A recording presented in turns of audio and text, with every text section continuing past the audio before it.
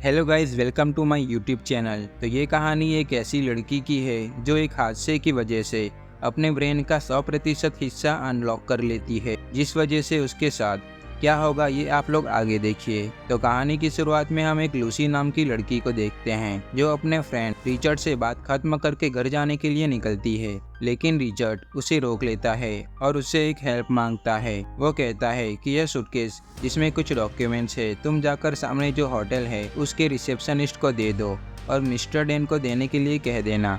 Lucy उसे इस काम के लिए मना कर देती है। रिचर्ड उसे पैसों की लालच देता है, लेकिन फिर भी लूसी उसे मना ही करती है। लूसी के न मानने पर रिचर्ड सूटकेस में लगी चेन को लूसी के हाथों से लॉक कर देता है और उसे कहता है कि इसका पासवर्ड मिस्टर डैन के पास ही है। तुम यह सूटकेस उसे दे देना तो वह तुम्हें इस चैन से आज़ाद कर देगा। उसके बाद लूसी डरते हुए रिसेप्शन पर जाती है और मिस्टर डैन के बारे में पूछती है। रिसेप्शनिस्ट मिस्टर डैन को कॉल करके इस बारे में बताता है, जो पहले से ही मिस्टर डैन से मिला हुआ था।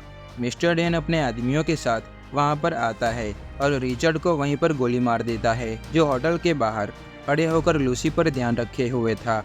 उसके बाद मिस्टर डैन के आदमी लूसी को जबरदस्ती अपने साथ उठा ले जाते हैं। ये लोग एक चीनी माफिया के लोग थे जो ड्रग्स और अलग अलग एक्सपेरिमेंटल चीजों की स्मगलिंग किया करते थे। मिस्टर डैन के आदमी लूसी को होटल के रूम में ले जाते हैं। वहाँ पर लूसी देखती है कि मिस्टर डैन किसी की डेड बॉडी में से कोई चीज निकाल रहा है और उसके हाथ खून से लथपथ है, जिस वजह से लूसी काफी डर जाती है और मिस्टर डैन से कहने लगती है कि प्लीज अगर चाबी खो गई हो तो चैन को काट देना, लेकिन मेरे हाथ मत काटना। इसके बाद मिस्टर डैन पूछता है कि इस केस में क्या है। लूसी कहती है कि मुझे नहीं पता, मुझे तो रिचर्ड ने जबरदस्ती यह बैग देकर भेजा था। मिस्टर डैन को भी नहीं मालूम था कि इस सूटकेस में क्या है। उसे लगता है कि इसमें बम जैसी कोई चीज हो सकती है, इसलिए वो सूटकेस का पासवर्ड एक कागज पर लिखकर अपने आदमियों के साथ थोड़ा दूर जाकर खड़ा हो जाता है और लूसी को जबरदस्ती वह सूटकेस खोलने के लिए कहता है। लूसी डरते हुए सूटकेस में पासवर्ड डालकर उसे ओपन करती है। इसके बाद लूसी की जान में जान आती है कि उसमें कोई टाइम बम नहीं था। इसके बाद मिस्टर डैन का आदमी दूर खड़े खड़े ही लूसी को कहता है कि अंदर जो भी चीज है उसे डिटेल में बताओ कि वो क्या चीज है। तब लूसी बताती है कि इसमें 4 पैकेट है, जिसमें नीले रंग का पाउडर जैसा कुछ भरा हुआ है। एक्चुअली में वो एक ड्रग था जो एक व्हेल मछली के दिमाग के हिस्से से बनाया हुआ था। मिस्टर डैन वहाँ पास में आता है और उसके आदमी लोग एक लड़के को वहाँ पर घसीट कर लाते हैं और जबरदस्ती उसे ड्रग का एक डोज देते हैं, जिसके बाद उसे खिंचाव आता है और फिर वह जोर जोर से हंसने लगता है। वो जानबूझकर हंस रहा था ऐसा मालूम पड़ता है, इसलिए मिस्टर डैन उसे गोली मार देता है। उसके बाद मिस्टर डैन लूसी को अपने यहाँ जॉब पर रहने के लिए कहता है, लेकिन लूसी मना कर देती है और चिल्लाने लगती है, जिस वजह से मिस्टर डैन उसे थप्पड़ मार देता है, जिस वजह से लूसी वहीं बेहोश हो जाती है। यहाँ पर ये सीन कट होकर सीन चेंज होता है, जिसके बाद एक कॉन्फ्रेंस दिखाई जाती है जहाँ पर सैमुअल नॉर्मन नाम के एक वैज्ञानिक जो रिपोर्टर्स को ह्यूमन की डिफरेंट एबिलिटीज़ के बारे में जानकारी दे रहे थे। दूसरे सीन में हम देखते हैं कि लूसी होश में आती है और वह दर्द से बिलखाते हुए अपनी आंखें खोलती है तो वह देखती है कि उसके पेट में सर्जरी की गई है। वह अपने आप को संभालते हुए बाहर निकलती है, जहां उसे मिस्टर डैन दिखाई देता है। लूसी उसके पास जाकर उससे पूछती है कि तुमने मेरे साथ क्या किया है। इसके बाद मिस्टर डैन का आदमी लूसी को बताता है कि उसके पेट में एक छोटा सा चीरा करके उसमें ड्रग का एक पैकेट रखा हुआ है और तभी वहाँ पर मिस्टर डैन के आदमी लोग कुछ और लोगों को वहाँ पर इसी हालत में ले आते हैं, जिनके पेट में भी इसी तरह से ड्रग रखा हुआ था। लूसी के पेट में वही नीले रंग का ड्रग था जिसका केस लूसी ने खुद खोला था। मिस्टर डैन का आदमी इन सबको बताता है कि तुम लोगों को पासपोर्ट दिए जाएंगे, वहाँ पर तुम्हें जाना है और हमारे आदमी तुम लोगों को वहाँ से पिकअप कर लेंगे और हमारा ड्रग निकाल लेंगे, जिसके बाद तुम लोग आज़ाद हो। और यहाँ दूसरी तरफ प्रोफेसर सैमुअल अपनी कॉन्फ्रेंस में बता रहे हैं कि इंसानों का सिर्फ एक ही मकसद है कि समय पे बने रहना। इंसान की कोशिकाओं का संगठन इसके लिए सिर्फ 2 ही समाधान देता है, या तो अमर हो जाओ या तो प्रजनन करो।